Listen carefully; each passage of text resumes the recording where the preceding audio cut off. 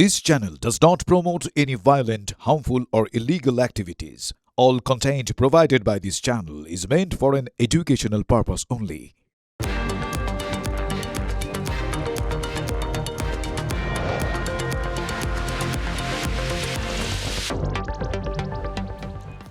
নমস্কার, আরও একবার স্বাগত আপনাকে টিভি9 বাংলায়। বেঙ্গল ব্রেকিং শুরু করছি। আমি দীপ রয়েছি আপনাদের সঙ্গে স্টুডিও থেকে, আমার সঙ্গে আমার সহকর্মী লিমা রয়েছে নিউজ রুম থেকে।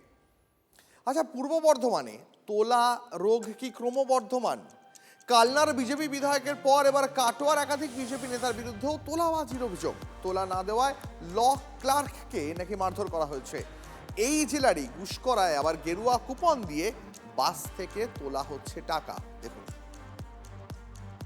কাটোয়া নগরমণ্ডল বিজেপি অফিসে আমাকে ডেকে পাঠানো হয়, বলা হয় বিএলআর অফিসে কাজ করতে গেলে আপনাকে 5 লাখ টাকা তোলা দিতে হবে। অফিসে কাজ করতে হলে 5 লক্ষ টাকা তোলা দাবি। 20,000 টাকা দেওয়ায় ল ক্লার্ককে মারধরের অভিযোগ। তোলাবাজির অভিযোগে কাঠগড়ায় কাটোয়ার 3 বিজেপি নেতা।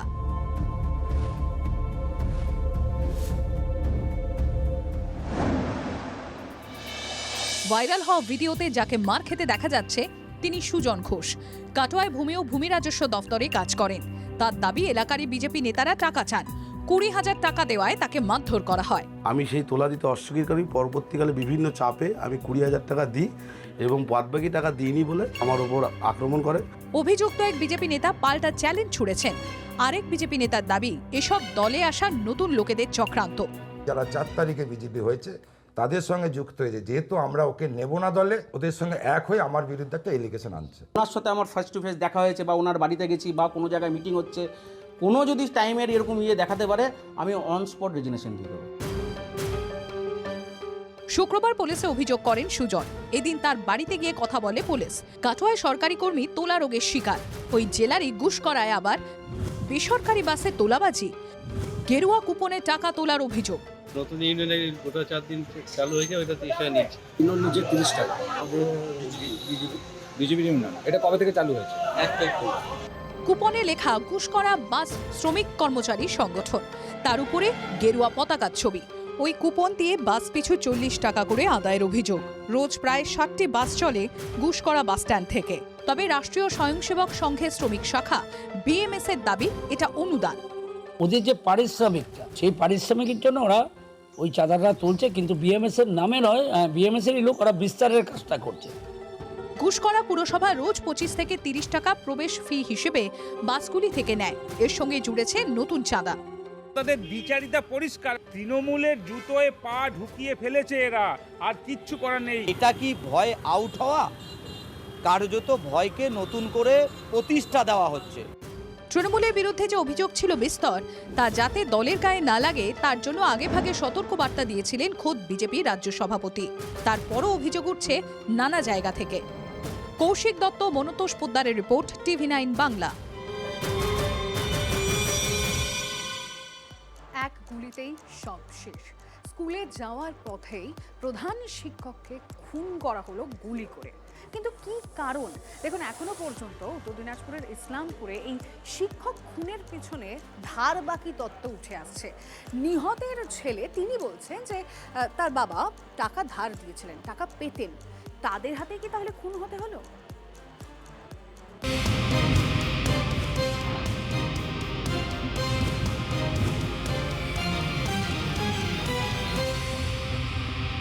যা টাকা বাকি আছে সব টাকাগুলো দেওয়ার কথা বলছিল, আজকে দেখা করার কথা বলছিল। উত্তর দিনাজপুরের ইসলামপুরের প্রধান শিক্ষক খুন। মোটরবাইকে থাকা শিক্ষককে গুলি দুষ্কৃতীদের। আর্থিক লেনদেন নিয়ে বিবাদে খুন শিক্ষক। প্রাথমিক তদন্তে তেমনই ইঙ্গিত মিলছে। শনিবার সকালে 12 নম্বর জাতীয় সড়ক ধরে মোটরবাইকে করে স্কুলে যাচ্ছিলেন নজরুল ইসলাম। গুলি করার পরে তিনি কিন্তু পালাতে যান। ঠিক এই জায়গাতে এখনো রক্তের দাগ স্পষ্ট। এখানে এসে সেই ব্যক্তি লুটিয়ে পড়েন। গুলিবিদ্ধ অবস্থায় 55 বছরের শিক্ষককে নিয়ে যাওয়া হয় ইসলামপুর মহকুমা হাসপাতালে। সেখান থেকে শিলিগুড়ির এক নার্সিংহোমে নিয়ে যাওয়া হলে ডাক্তাররা বলেন সব শেষ।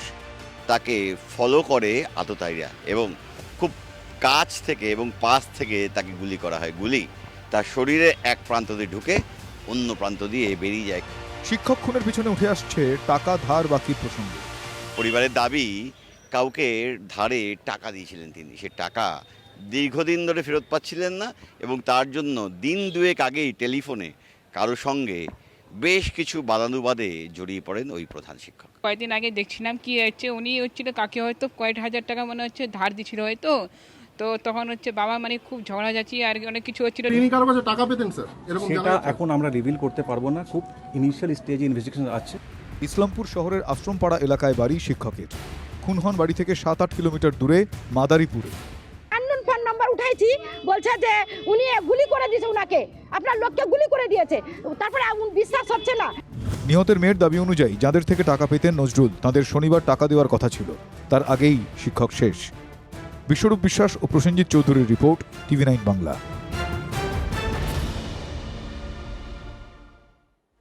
৮০,০০০ টাকা পাওনা তাগাদার নামে কংগ্রেস নেতাকে হুমকি দেন তৃণমূল কর্মী, জেলেও যেতে হয় তাকে। শ্রীঘর থেকে ফিরে আসার পর আবার টাকা নিয়ে ঝামেলা, তার জেরেই ভরা বাজারে খুন হয়ে গেলেন তৃণমূল কর্মী। মালদার মোথাবাড়ির ঘটনায় দুই কংগ্রেসের মধ্যে এখন জোর তরজা। চাকু হাসুয়া সব নিয়ে পুরো আঘাত করে, গুলি ফিরোজরা ফায়ার করেছে।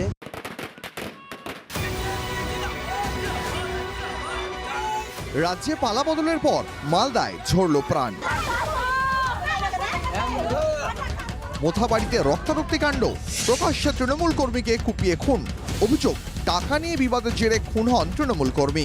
ব্লক কংগ্রেস সভাপতি সহ 4 জনের বিরুদ্ধে অভিযোগ। শুক্রবার রাতে বাড়ির কাছে খুন হন তৃণমূল কর্মী নাসিরউদ্দিন আহমেদ। মিলে ওকে মারলো, চাকু মারলো, পেট কাটলো, গোলাতে মারলো, পিস্তল মারলো, মাথাতে মারলো, সব কেটে একদম ওকে খতম করে দিল। কিন্তু কেন এমন পরিণতি হলো তৃণমূল কর্মীর? নিহতর পরিবারের দাবি, মোথাবাড়ির ব্লক কংগ্রেস সভাপতির থেকে ৮০,০০০ টাকা পেতেন নাসিরউদ্দিন। বেশ কিছুদিন আগে সেই বিবাদে গ্রেফতার হন তৃণমূল কর্মী। 3 মাস জেল খাটতে হয় তাকে। জেল থেকে ফেরার পর বকেয়া টাকা নিয়ে গন্ডগোল, আর তার জেরেই কুপিয়ে খুন করা হয় বলে অভিযোগ। ওর কাছে টাকা পেত প্রায় আমার দাদা ৮০,০০০ টাকা, 1-1.5 বছর আগে। টাকা চাইতে যেয়ে ঝামেলা লেগে একবার জেলও খেটে এসছে আমার দাদা। কংগ্রেসের ব্লক সভাপতি সহ 4 জনের বিরুদ্ধে অভিযোগ দায়ের হয়েছে। অভিযোগ উড়িয়ে ঘটনা থেকে দূরত্ব রেখেছে কংগ্রেস। নাসিরউদ্দিন এর আগে জেল খেটেছে, ও আগে ক্রিমিনাল। কংগ্রেসের লোকেরা এই খুনের সঙ্গে কোনোভাবেই জড়িয়ে নাই। ছেলের জন্য ওষুধ নিতে গিয়ে খুন, শুধু কি টাকা নিয়ে বিবাদ নাকি রাজনৈতিক কারণ? তৃণমূল কর্মী খুনে সব দিক খতিয়ে দেখছে পুলিশ। মালদা থেকে শুভতোষ ভট্টাচার্য রিপোর্ট, TV9 বাংলা। অস্তিত্ব যদি থেকেও না থাকে কি করবেন, কোথায় যাবেন? হুগলির খলসির হাজার হাজার মানুষের এখন এই অবস্থা। ভাবুন, এই মানুষগুলোর কোনো অস্তিত্ব নেই, মানে সরকারি খাতায় পুরোপুরি ভ্যানিশ হয়ে গিয়েছেন। এবার তারা কি করবেন? কারণ ইতিমধ্যে জনগণনার কাজও শুরু হয়েছেন। তারা কারা? নেই রাজ্যের কেউ? খলসি প্রায় কয়েক শতাধিক বছর ধরে নিজের স্বতন্ত্র অস্তিত্ব নিয়ে আছে, আজ সেটা হঠাৎ করে সরকারি পোর্টাল থেকে মুছে গেছে। জন্ম সার্টিফিকেটে সেটাও দিচ্ছি লিখে দিচ্ছি। খলসি না হলে আমরা কি করব? 18টা গ্রামের মধ্যে 17টা গ্রামের সেন্সাস কোড আছে এবং সরকারি খাতাতে নাম আছে, শুধুমাত্র একটাই আমাদের গ্রামের নাম। খলসির মানুষজন ঠিক এই সমস্যাতেই পড়েছেন, তারা থেকেও নেই। বলাগড় বিধানসভার চুচুড়া মগরা ব্লক, সেই ব্লকেই দিকসুই হৈরা গ্রাম পঞ্চায়েত, আর সেই গ্রাম পঞ্চায়েতের মধ্যে রয়েছে এই খলসি গ্রাম। কিন্তু সরকারি পোর্টাল দেখা যাচ্ছে সেখানে এই যে গ্রাম, সেই গ্রামের কোনো অস্তিত্ব নেই।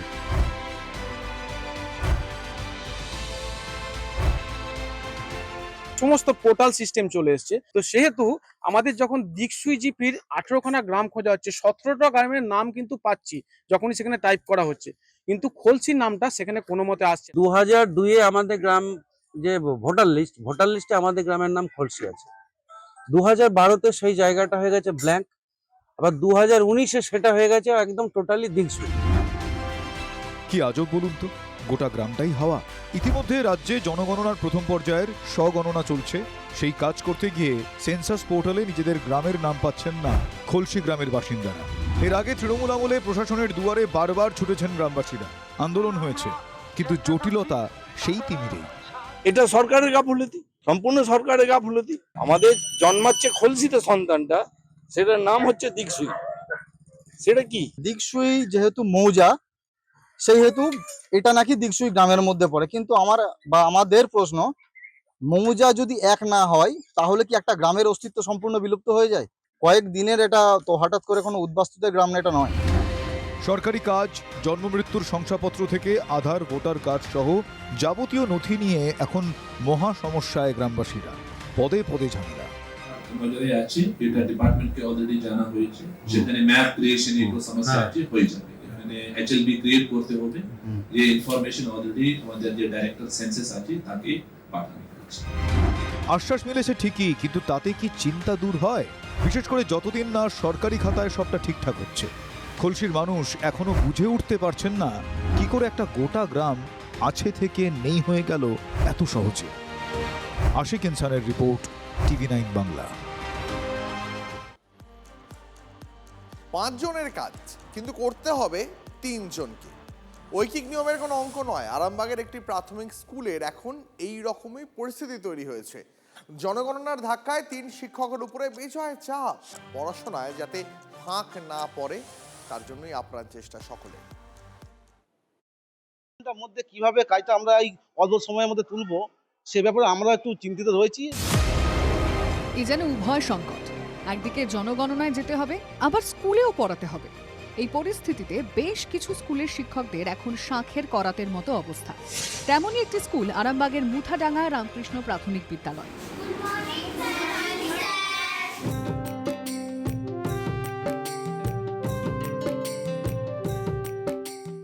এরপর যে কাজগুলো ফিল্ড ওয়ার্ক করতে হবে আমাদেরকে, বিশেষ করে ম্যাপ তৈরি করা এবং যে 34 টাকা প্রশ্ন আছে সেগুলো করা, বাড়ি বাড়ি যাওয়া, সেই ব্যাপারে কাজটা কিভাবে করব সে ব্যাপারে আমাদের একটু সন্দেহ রয়েছে। প্রায় 15 বছর পর বাংলায় শুরু হয়েছে জনগণনা।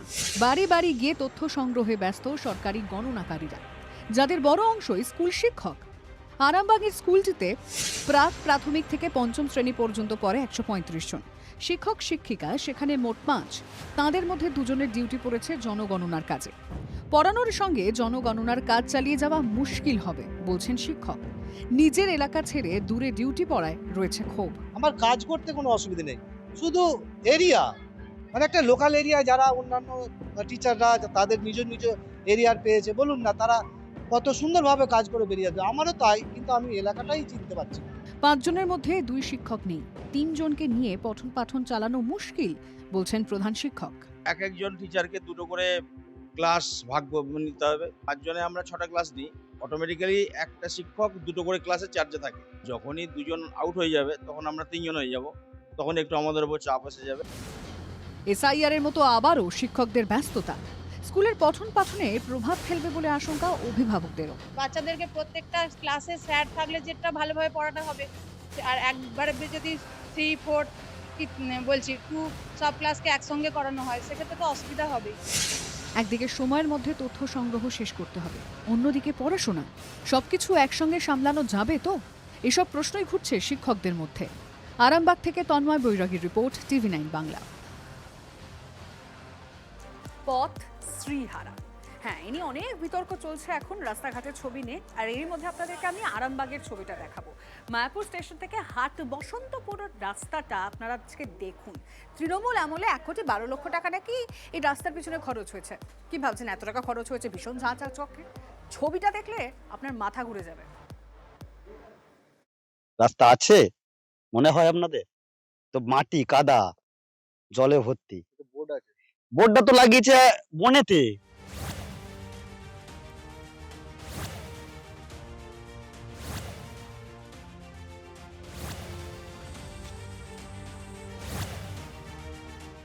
এই rail line, Arambagh Tarakeswar rail line, আর ঠিক রেল লাইনের পিছন দিকে যে জঙ্গল আছে সেই জঙ্গলের পাশে এই বোর্ড দেয়া আছে, যেটা মানুষের নজর এড়িয়ে যাবে, বোর্ডটা দেখা যাবে না। অথচ তৃণমূলের আমলে জেলা পরিষদের সহসভাপতি কৃষ্ণচন্দ্র সাঁতরা এই রাস্তার উদ্বোধন করেছিলেন, পথশ্রী রাস্তার, যেটা দেখা যাচ্ছে পুরো মাটির রাস্তা, কাদার রাস্তা। এইটা দিয়ে মানুষ কিভাবে যাওয়া আসা করবে? দেখুন রাস্তাটা কি পরিস্থিতি। হয়তো আপনার 10 মিনিটের রাস্তা তাদেরকে মুতরাঙ্গা বাজার দিয়ে ঘুরে ফিরে প্রায় আধ ঘন্টা 40 মিনিট তাদের টাইম লাগছে। ভোগান্তির এক শেষ একেই বলে, নিশ্চিতভাবে রাস্তার নতুন সংজ্ঞা খুঁজতে হবে এই পথ দেখার পর। রাস্তাটি যে তৈরি হয়নি সেটা শুধু নয়, আরও বিতর্ক রয়েছে। যে এখানে দেয়া আছে রাস্তার দৈর্ঘ্য 1.754, অর্থাৎ প্রায় 2 কিলোমিটার। কিন্তু এখান থেকে ওই যে দেখা যাচ্ছে দূরের বাড়ি, খুব বেশি হলে 500 মিটার হবে, কিন্তু কেন প্রায় 2 কিলোমিটার? 1 কোটি প্রায় 13 লক্ষ টাকা মঞ্জুর। টাকাটা গেল কোথায়, কার পকেটে ঢুকেছে? রাস্তা ভোট থাকলে হবে, নিজেদের পকেটে আত্মসাৎ করে নিয়েছে তৃণমূল পার্টির লোকেরা করেছে। এই মাটির রাস্তাও কিন্তু হয়েছিল সিপিএম এর আমলে। তাহলে প্রশ্ন হচ্ছে এই 1 কোটি 13 লক্ষ টাকা গেল কোথায়? এখানে দেখুন মাটির রাস্তার উপরে না তো কোনো স্টোন চিপ, না তো কোনো পিচ, কোনো রকম রাস্তা হয়নি, পুরো টাকাটাই কিন্তু তারা হজম করে নিয়েছে। এই না হলে পথশ্রী সরব স্থানীয়রা। বিষয়টি নজর এড়ায়নি বর্তমান বিধায়কেরও। 500 মিটারের রাস্তাকে 2 কিলোমিটার দেখিয়েছে, অর্থাৎ এদের কাছে 20%, 30%, 15% ম্যাটার নয়, পুরো টাকাটাই মারতে হবে এবং পুরো টাকাটা মেরে ব্যক্তিগত সম্পত্তি বাড়াতে হবে। এদের এইটাই চিন্তা ভাবনা ছিল। এলাকার মানুষ এখন অপেক্ষায় কাজের কাজ কবে হবে, কতদিনে চলাচলের যোগ্য হয়ে উঠবে এই পথ। ক্যামেরায় মধুসূদন দের সঙ্গে তন্ময় বৈরাগীর রিপোর্ট, TV9 বাংলা।